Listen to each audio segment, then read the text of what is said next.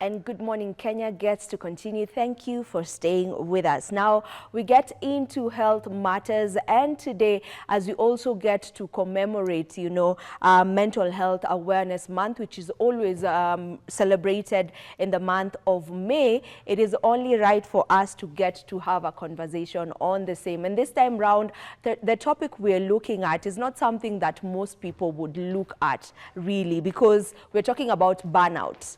Do we really consider burnout as something that can lead you to have issues with your mental health? That is what we'll be talking about. So burnout and self-care. Self-care for prevention and self-care for after the burnout. And with me in studio, we have on my immediate right, Dr. Wanjiko Waweru Tajir. She is from the Division of Mental Health, Ministry of Health. Welcome to the program. Thank you so much. And right next to Dr. Wanjiko, we have Robert Omondi. Robert Omondi is from the Youth for Mental Health Consortium. Welcome to the program. Thank you. It's a pleasure to have the both of you on set to talk about this issue that should be spoken about, because sometimes we really don't know.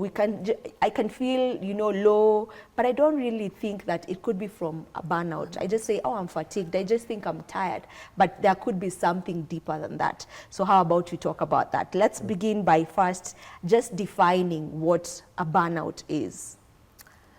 Burnout is that state of physical, emotional, and psychological overwhelm. Mm-hmm. You feel like you're so drained and overburdened. And it gradually comes. It's not something that creeps on you overnight, and it can affect anyone. Mm-hmm. Yes, in our work setup, in our home setup, and also our personal lives. Mm-hmm. Yes. So it can affect anyone. Anyone, no one anyone is and everyone. Anyone. Yeah. Yes. Yeah. And when we talk about self-care, yes, what are we talking about? We're talking about those activities that you deliberately engage with so that you can improve your health and well-being. Mm-hmm. Yes. All right. Let me talk to Robert. And Robert, you're here as you also represent the youth, in this conversation. Yes. Let's look at burnout. Yeah. As we are looking at the youth of today. Yeah. There's something, I don't know if you bumped into it. There's a story that was actually trending, and it was done by one of our colleagues from the other side on Y24, where she had just gone speaking to young people, Gen Zs, talking to them about them ghosting their employers. So, for them, they don't really care. So just how does it look for the younger people, the burnout? I think for the younger generation, lots of young people are really working hard and trying to make ends meet, and sometimes having the boundaries of when you are really pushing too much to make sure that everything is balancing, and sometimes it weighs down on you, because I think the younger generation and the Gen Z are really pushing and working hard, doing lots of job, trying here and there, and sometimes while you are deep in that, they say when you are chasing the bag or trying to kutoka kwa block in the terms of the Gen Z, but simply saying that you're trying to strive to get a better life. Yeah. At times you may forget to now pause, reflect, and just take those small breaks that you deserve to just avoid burnout. Yeah, generally. Yeah. Doc, how do you know when you're beginning to burn out? Are there some telltale signs that one can look out for? Yes. I like how he said we are chasing after. There's something, we all have responsibilities, be it at home, be it at work. So you'll find yourself that you cannot meet your needs or responsibilities, and even work, what you expected at work, you're unable to meet them, because one, you're not in that mental health space. You're not in that capacity. You're really trying, but the output is not there because you don't have that energy to actually indulge in that activity. You're not able to finish, and that not being able to meet your output may actually put a lot of strain in you. Yeah. You're working to get that money. So when you're working, for example, as a business person, and Robert is saying that young person, she's trying to make the ends meet. If they don't meet, what happens?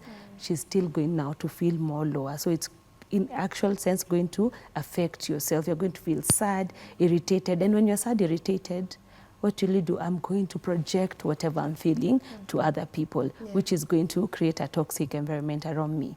And in actual sense, isolate me.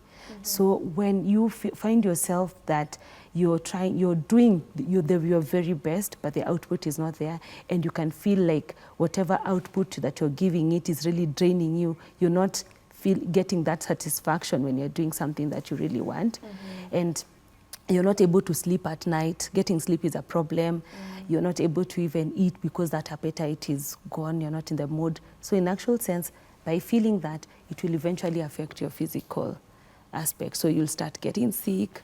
You'll find yourself missing from work.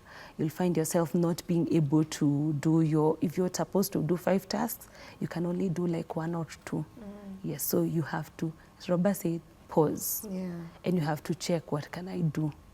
Yes. Yeah, so most times some of the signs that one can be able to pick, you know, when they're almost getting to be, or when they're having a burnout, is just realizing that you're sad most of the times. Irritable. You really are not able to do your tasks the way you normally do them. Yes. You're easily irritated by people. Yes. Yeah. And it's also affecting your personal life because of what you're feeling. You used to come to work at 8 or 9. Now you're finding yourself that even that aspect of waking up to actually get to work, you don't have that positive motivation to go to work. You're poorly motivated. You don't feel like you want to go to work, yet you need to work to make ends meet, but you don't have that quite energy to indulge in. Yeah. Yes. Right. Robert, do you feel like this is something we talk about, you know, within ourselves, even as the young people? Is it something that you get to talk about? Are we speaking about, you know, just telling the other person, you know, I just feel like I'm not okay, I feel like I'm burnt out, or is it a conversation that we are having? I think in small bits, but as Doc has said, mostly it's through projection. And especially in this world of social media, you see somebody on X or Twitter, they're just ranting. You're seeing on maybe their WhatsApp status or stories, like people are communicating it, but not directly, through projections, through, as she said, withdrawal. And again, in this context of social media, you just see somebody's WhatsApp stories and you're like, there must be something. However, again, I also feel like now that mental health and wellness is now getting more and more known around, some people are now having more courage to speak, and more people are having that just encouragement to talk about. And even in such, even us being here is one of the ways that is showing that we are making progress in just having avenues where we can speak up and just normalizing such conversations. Yes. Yeah. Doc, you work for the Ministry of Health, you know, Kenya, on the Division of Mental Health. Yes. You know, probably most people don't think that there's such a division. So is mental health something that is given priority? You know, just from you looking at it, as Kenyans, do we give mental health priority? Is it something that people actually look into? Okay. Just as Robert has said, little is known when it comes to mental health, or because of our setup or culture, people shun talking about mental health. You shy away, you don't want people, that's social stigma and also self-stigma. But as the Ministry of Health, we are cognizant that according to the report that was done, there was a task force that was done in 2019 on the mental health status of the country. They went around and they discovered that people did not know the difference between mental health and mental illness. For them, they'll say, my mental health, when they mean they have a mental health disorder or a mental illness. So that is one. So there's that misinformation that people don't know. So what you don't know, when you don't know even you need help. And sometimes when you're suffering from the mental health conditions, other people can see it, but you're not going to be in a position to see it. And even when they see it, they don't know how can we handle such a person. So in that, the government, we have come up with policies. We have the Kenya Mental Health Policy that actually strives to ensure that everyone gets the highest quality of mental health. So everyone is included, whether you're rich or you're poor. We want to cater for everyone. It's inclusive for the older generation and also for the younger generation, because across the spectrum, we all suffer from different needs that can push us to suffer from a mental health condition. Yes, yeah. And another thing that we're cognizant is we have come up with also, we don't have a lot of specialists, so the government was able to come up with guidelines that can help that clinical officer, that nurse, that medical officer who was not specialized in mental health to know how to treat a patient. We are taking the services at the doorstep. So we actually developed and launched a national guidelines on management of common mental health disorders. So that way, if you're a patient, if you're able to walk out to the outpatient or in the hospitals, you're in a position to get the help before you're referred now to see a specialist, because there are quite few. Another thing that we're cognizant is mental health is on all areas.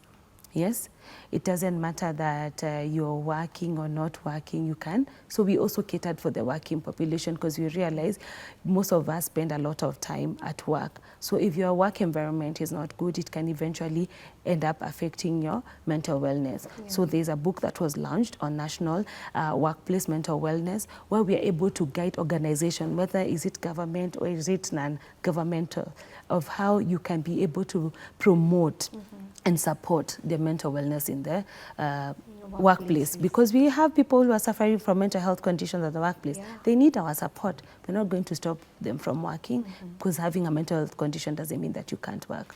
Yes, so we need to support them. We need to promote and also prevent. You don't, because your work can lead you to developing a mental health condition, like the burnout, and also you can get depressed and many other stuff that can end up to that. So that's why we have come up with policy and guidelines that are able to protect and ensure that the Kenyans are resilient. Yeah. Yes. Before we get to talk about self-care and how one can just be able to prevent, getting to the point where now it's the extreme. Yes. Maybe just what can burnout do, so that we just get to understand the extremes of it. Okay. I'm going to use myself as an example. I am a mom, you're a friend, and you're a sister. There are responsibilities that revolves around that, right? Yeah. And I get to go to work. If going to work, I am able, you see, from work I can also, I've not scheduled myself. I can have a lot. I'm having a lot at home, and I'm having a lot at work, yeah? I'll find myself that because of this workload, I may not be able to actually do some of my responsibility at home. It's what Robert was trying to say, the balance.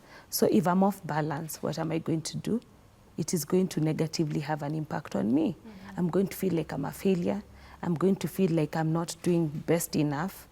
And of course, if I don't meet my work, I may not be able to give good output. So myself, I'm going to be quite low. If I'm like that, getting sleep is a problem. And you need adequate sleep, right? I'm not going to eat well. So, and your body needs food, sleep. Those are fuel to our body. So what, in essence, I'm going to start now having headaches, having stomach aches, and of course some deficiencies which are going to lead to physical symptoms. So I might end up going to the hospital because I am having a headache, stomach ache. They do all the tests and it's okay. It boils down to what? To my burnout. Like I am not, if I don't take a pause, if I don't do something about it, I'm still going to get those physical symptoms. So apart from the psychological symptoms of that being easily irritable, not getting enough sleep, if you don't get enough sleep, in actual sense, your moods are going to be quite off. And besides your mood, how is your concentration? I'm going to have poor concentration. So in essence, my work is affecting me, and I'm also affecting my work and also my other responsibilities in life. I'm not taking care of myself, and I'm not taking care of what I'm able to take care. So if you, in your usual everyday life, you're in a position to realize that you're not able to, at work, you're not meeting your demands and also your personal life, you need to realize you might be actually, as we said, it's a gradual process. You may be in the process of suffering from a burnout. Yes. Maybe just to you, Robert, from your point of view, how can workplaces just ensure that, their employers, employees rather, their employees' mental health is looked at? I'd say probably one would be in terms of scheduling of now the shifts. Sometimes just making sure that the shifts create balance. Also realizing that we are social well-being. If workplace could do like could have once in a while like where gatherings where the employees or members of certain workplaces just meet to bond, team building, and even within the workplace, like there are environments that they can affirm, like if probably you just need to step out and take a break, like it's okay, and it's not seen that you're being lazy or you're being selfish. And probably if you just feel like that, you've also creating just a really a very friendly communication environment that you can express either to your bosses or colleagues that actually I'm feeling this, can I take a break, or can I do this a bit later but I'll still do it. And even just in terms of the let's say the piles of work that we share, just making sure that, or just being considerate that whatever work is coming towards certain employees, they may not like be consumed in them. Yeah, and just being intentional about it. Yeah. Yes. Yeah, and I want to pick from what Robert is just from saying, you know, and ask you, Doc, where do we set the boundaries? You know, from, you know, you setting effective boundaries at work and you being looked at as this is just a lazy person. This one is just lazy, you know. This one is selfish. They always want to have their time off, you know. Where do we set that boundary? Okay. You see, like the three of us here, we are quite different. What makes you happy may not be what makes me happy. We can say exercise. You can be a gym person, I'm not a gym person. So first of all, it starts with you as a person. Do you know what you as a person, you need to study yourself and know what, as Robert has said, what can you handle? So that if you're in a position to be given tasks, there's what you're good at. Yes, so you can be able to sit down with your supervisor and say, this is my stronghold, this is my weakness. So the tasks that you're given are more towards your stronghold, what you're very good at. Because when you're doing whatever you're good at, you get to enjoy it, and as you're enjoying it, you're going to give your maximum output. Then, just as you said, you need to, at the work environment, we need to be in a position to say, when you're feeling like, I am overwhelmed, it's good to communicate, to say, at this juncture, I'm not feeling okay. Can I delegate some of my duties for now? Because I'm not feeling okay right now in the mental space. I'm feeling like I don't have the energy, but this is what I can handle. So you're able to do that, even with your colleagues. As she said, you have to talk, you have to say when you're feeling like you're a bit squeezed up. And also be the other person. If someone is squeezed and they need your help, you also need to be there for them, just as the way, because the sharing of the responsibilities, right? And first of all, he said something. In the workplace, as we said, mental health condition doesn't choose who you are. I can be suffering. And if you're cognizant that in your workplace you have someone with a mental health condition, also there are times that they can have triggers. Because in life you can have triggers, yes? You can have issues that are coming, not work-related, but your personal life can also affect your work, and they can get triggers. So when they get triggered and they need treatment, that time also requires you to support them. At the workplace, they have to be supported, but also it needs to be an open space where people are able to express themselves. But first it starts with you, like knowing that what can I do, what can I not do. But setting boundaries at times can make you, as you have said, you can be said you love yourself and you do what, but if it's communicated in a nicer way, and as I told you, in the workplace, we have actually put it out there. We have said there are those responsibility for the supervisor, there's the responsibility. You have your own responsibilities, and the organization has itself. So if everyone does what they are required to, we won't have a toxic work environment. We have an environment where you're listened to, and also you get to also to hear them out, because the organization stands to benefit, and you also stand to benefit. They can also offer, as Robert has said, they can offer spaces where you can be in a position to debrief, or to let it out, or to have pause. We have places where they don't even have places where they can just sit and pause, or even where they can be, as Robert said, we are social beings, communicate with each other, so you wouldn't know. Yeah, I feel like every institution and every workplace should at least have a mental health department or a counseling department, whereby one can just go in when they feel like they are not okay, so that they can just go let it out. I think it should be a requirement. It is. As the Ministry of Health, is it a requirement? Yes. Yeah. Let me tell you what we've done in the workplace wellness guidelines. We have said that you need to come up with a committee that is, of course, the members are from different departments. You have the HR, because you want everyone represented. And that committee will be handling any issue that pertains to the mental wellness of the organization. They're able to handle and listen to the needs. And as you've said, different organization, different needs. So when you are having that workplace committee, it's going to be able to put activities that are able to promote the mental wellness of the employees. You're able to handle those employees that are already suffering from mental health condition and what can be done. You're able to organize for them to have, like the way we are saying, a safe space. Even, you know, green spaces. We encourage green spaces where you can be able to just go and sit down and catch up, even when you're taking a break, and then you can just come back. You don't have to, you know, we don't want to stigmatize people who say, when you see that person going to that room, that means that they're having a lot of issues or psychological issues. No, we want a space where you can just sit, talk, and express yourself. Yeah, Yes. and we've not even gotten to the stigma that is around, you know, mental health. True. It's crazy. Just- But maybe just to you, Roba, I'm sure you have had countless times, especially now, since last year, even our leaders talking about, oh, the youth of this country are angry. You know, people are just angry. It seems like everyone in this country right now, it has anger issues. Everyone is angry. Yeah. Would you say that it could easily be connected to, you know, mental health awareness and also maybe something like a burnout? Yeah. As I said and you said before, people are projecting, and sometimes we don't have the right language. I can say maybe the concept of wellness and mental wellness is fairly either new as now as a population. It's something that before it was not easily embraced.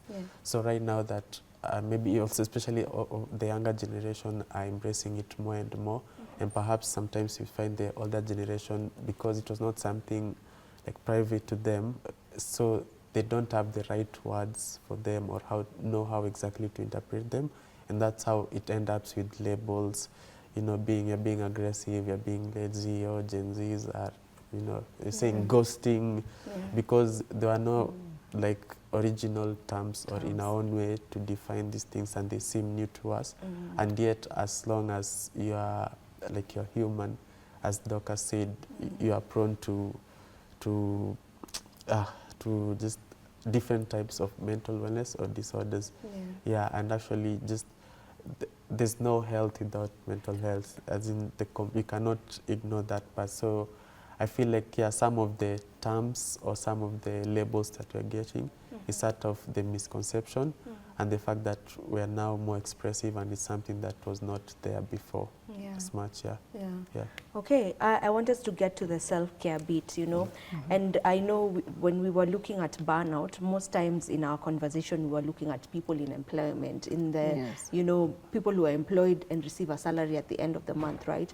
But we've not looked at, you know, the business owners, you know, the young lady or the young gentleman who has his own business, and they know this is all me. So I don't even have time to decide, okay, let me pause for a bit, you know. You cannot pause for a bit, because if you don't put in the work, you're not getting any return, because you're the backbone of that particular business that you have. So what does self-care look like? Okay. Yeah.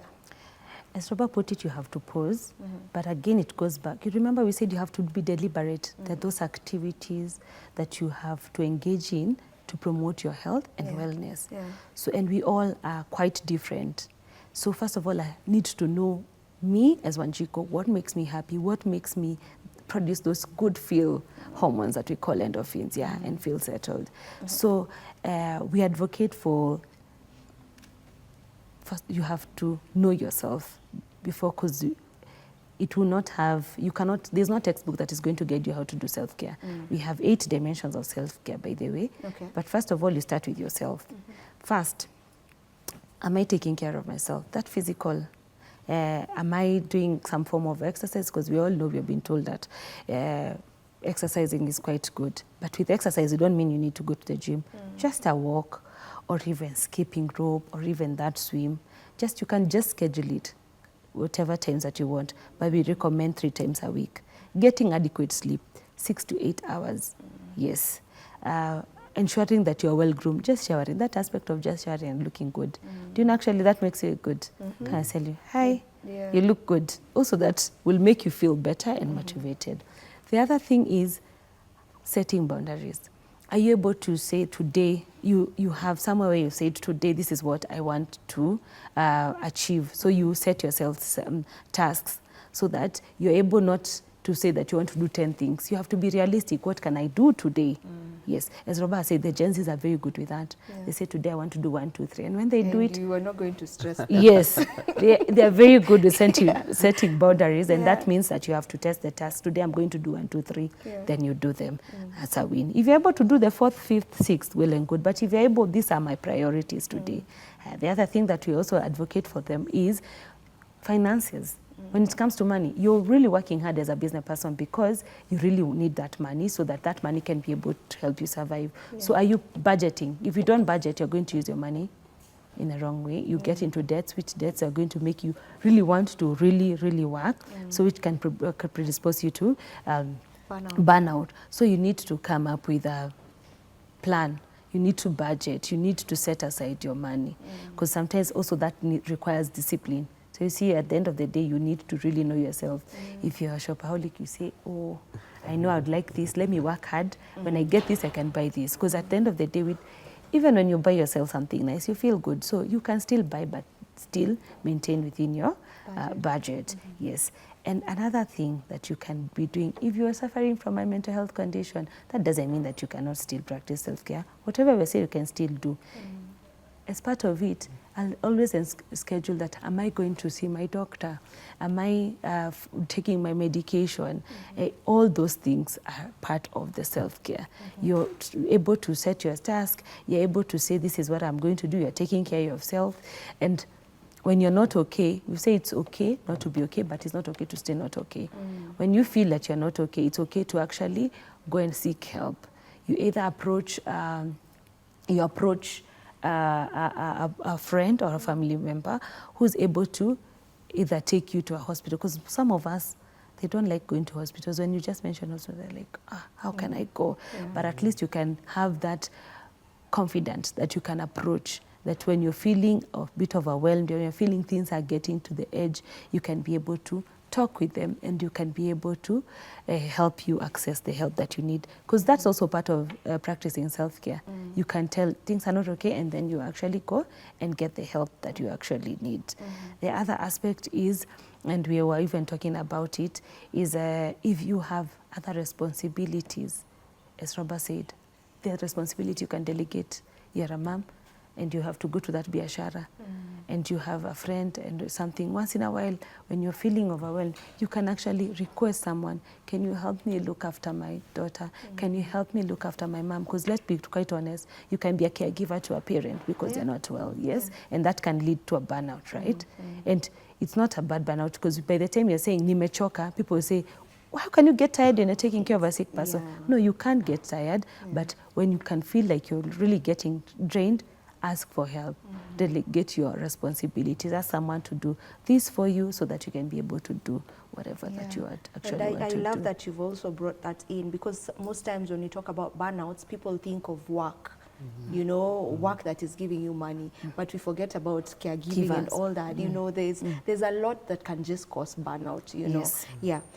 Robert, there's the misconception around self-care that, you know, maybe you may hear most people say that, okay, self-care is expensive. What's your thought on that? I think, as Doc has said, there are many elements of self-care. And for me, my own definition is just prioritizing yourself and just finding the small things that bring joy to you. And it can be as simple as making sure, let's say you've said you are a business person and not a working person, like making sure that you are taking breaks to eat, not all through like doing business.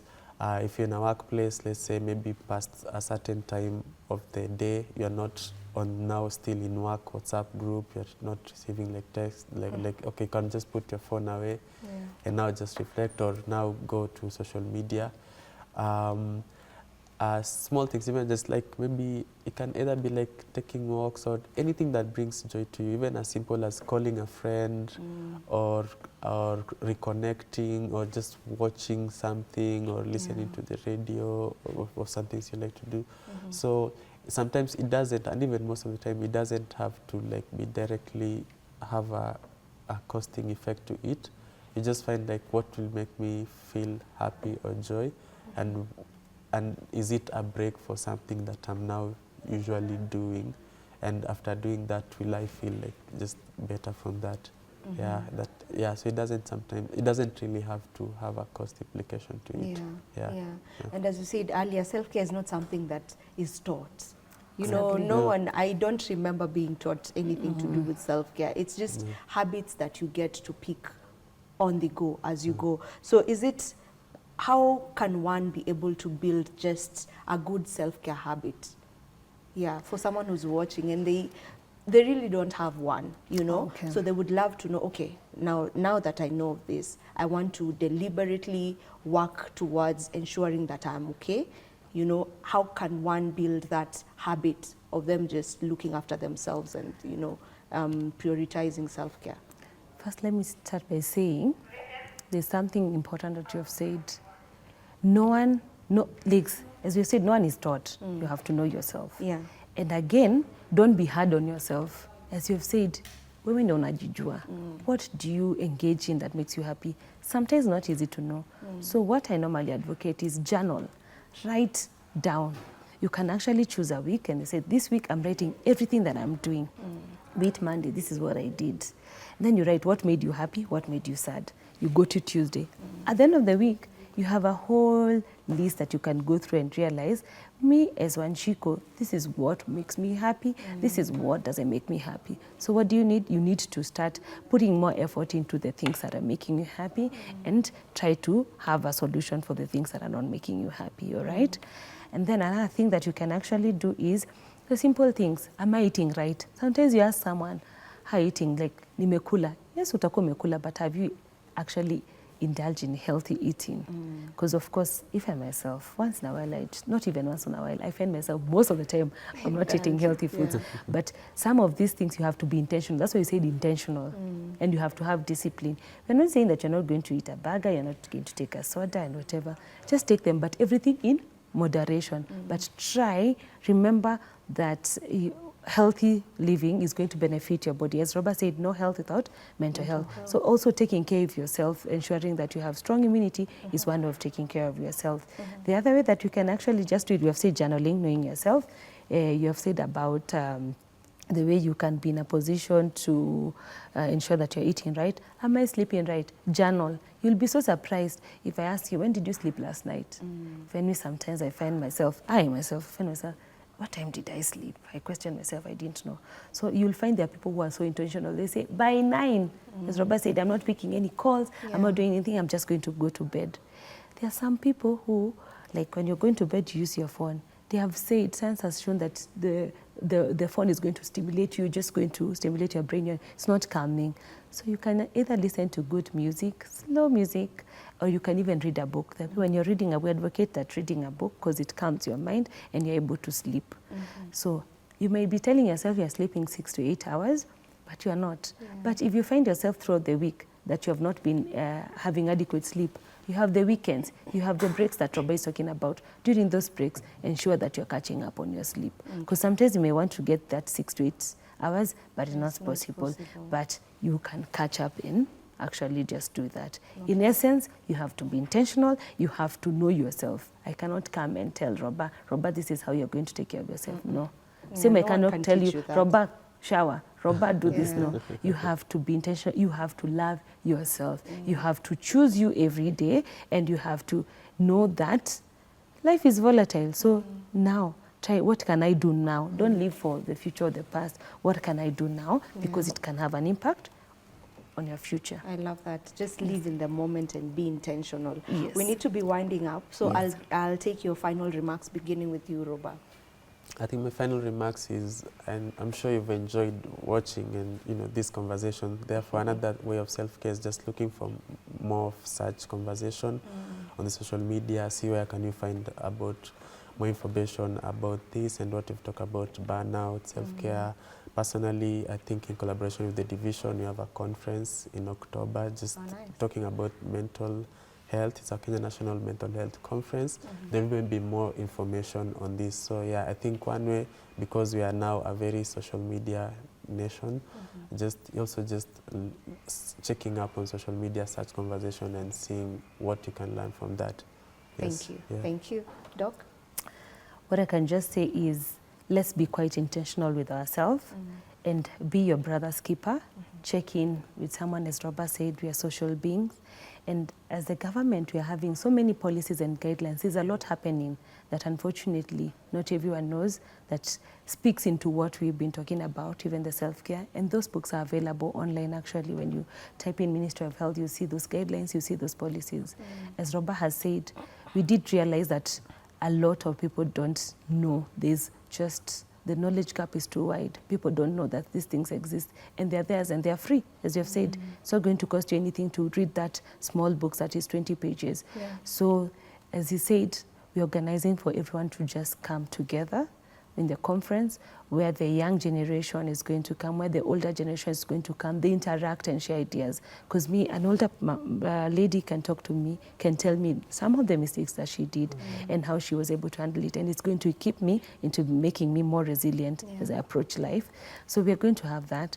And eventually a walk. Where you just walk, you feel free, you just unajiachilia tu. You're able to, all the old and young, it's free, yes, just come. We have that conversation. We'll also be engaging in a lot about our mental wellness. And you know, our theme is securing the future. So we are mindful there's a family concept. There is also work and community. It has all been brought together. So if we can, why not? Let's attend so that we are going to be investing into ourselves. That's wonderful.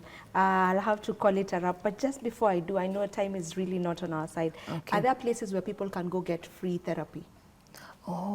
Just very quickly. If you can mention one or two. Yes, it will be wrong of us to talk about burnout and we have said you need to seek help, and we have not actually communicated that. So the government, in collaboration with other mental health stakeholders, we have tried to ensure that mental health has come to the doorsteps or near you. And of course, given the technologies that is happening, we have free toll-free lines. The Red Cross, there's 1199, there's 1192. Even when your chat box by Kenya Red Cross, LVCT is also doing some more of that activity. LVCT is also a mental health part of our stakeholders. So we have, and Kenyatta, we have a youth center, so you can actually, when you want to get help, you can be in a position to access it. Just go and get it for Mathare, free. yes. But these days, we are having mental health units in almost of all the hospitals that we have, even in Nairobi County. But if you're not able to go there, you can actually use your phone to just talk to someone. That the telemedicine is just a reality now, so they can get help from those toll-free Thank lines. you so very much for joining us on this very needed conversation. We appreciate that you took your time to come through for this discussion. And this is where we get to end the show this morning. Thank you so very much to each and every one of you who has been tuned in from the moment we started till now that we are finishing. On behalf of everyone else who has made this show a success, we wish you a lovely day. Do enjoy the rest of your viewing. Goodbye.